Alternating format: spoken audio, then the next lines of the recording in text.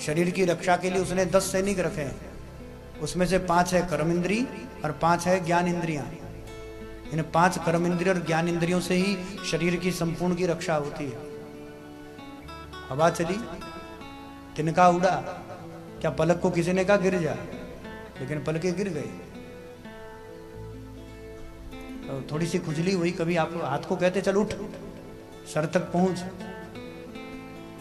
ये जो हमारी 10 इंद्रियां हैं, ये इस शरीर नगर की रक्षा के लिए केवल ये 10 इंद्रियां, चाहे वो कर्म इंद्रिय हो चाहे वो ज्ञान इंद्रिय हो, ये 10 इंद्रियां निरंतर इस देह शरीर की सुरक्षा में लगी रहती है। पर ये इंद्रियां काम कम करती है। कब काम करती है भैया? जब इनके ऊपर एक सेनापति है जिसका नाम है मन, मनीराम। मन हो तभी तो 10 इंद्रियां काम करती है। मन विक्षिप्त हो जाए तो कीड़े पड़ जाए। पागलों को देखा आपने? कीड़े पड़े वो मक्खियां थोड़ी ना उड़ाएगा। तो मन है तभी 10 सैनिक निरंतर बराबर काम करते हैं। और मन ही नहीं है तो भैया कोई काम नहीं करता। अच्छा उदाहरण से हम समझाएं। आप लोग जब घर से आए थे कथा सुनने या मंदिर में मत्था टेकने के लिए, तो घर से आए तो सब आंख नाक कान लेकर आए। ऐसा तो नहीं था कि चलो नाक की तो कोई जरूरत नहीं, घर ही छोड़ यहाँ में फालतू क्या सामान ढोना। मैं कथा में जा रहे, नाक की क्या जरूरत है? कथा तो कान से सुननी है, थोड़ा आंख से दर्शन भी हो जाएगा, तो इसकी तो जरूरत ही नहीं है। चलो ऐसा तो नहीं होता। हम जब भी घर से आते हैं तो इन 10 इंद्रियों को लेकर आते हैं। शरीर के साथ ही सब चलता है। अब कथा में बैठे हैं, आंख भी यहीं, कान भी यहीं, समस्त इंद्रियां यहीं।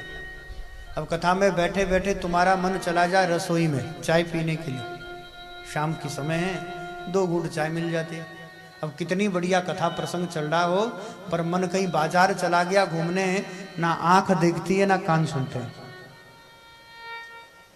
कान यही है और पूरी दुकान लगा कर बैठे दोनों कान की,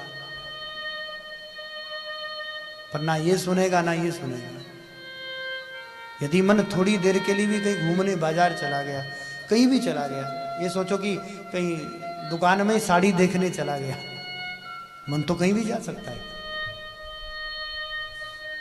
घर में चला गया तो इंद्रियां यहीं रहेगी, शरीर यहीं रहेगा, लेकिन अगर एक क्षण के लिए भी मन चला गया तो ये 10 इंद्रियां काम करना बंद कर देती है। लेकिन मन यहीं है तो कान भी बराबर, एक शब्द नहीं छूटता महाराज। जिस समय जितनी देर तक मन कथा में रहता है उतनी देर तक ही मन कान शब्द ग्रहण करता है, क्योंकि इसकी तन्मात्रा है शब्द, इसका गुण है। कान का काम है शब्द ग्रहण करना, लेकिन वो शब्द कब तक ग्रहण करेगा? जब तक मन है। थोड़ा मन, अच्छा घंटी बजी, मन उधर गया, इधर 2 बातें निकल गई, आपको पता ही नहीं चला। तो इंद्रियों का जो सेनापति वो मन,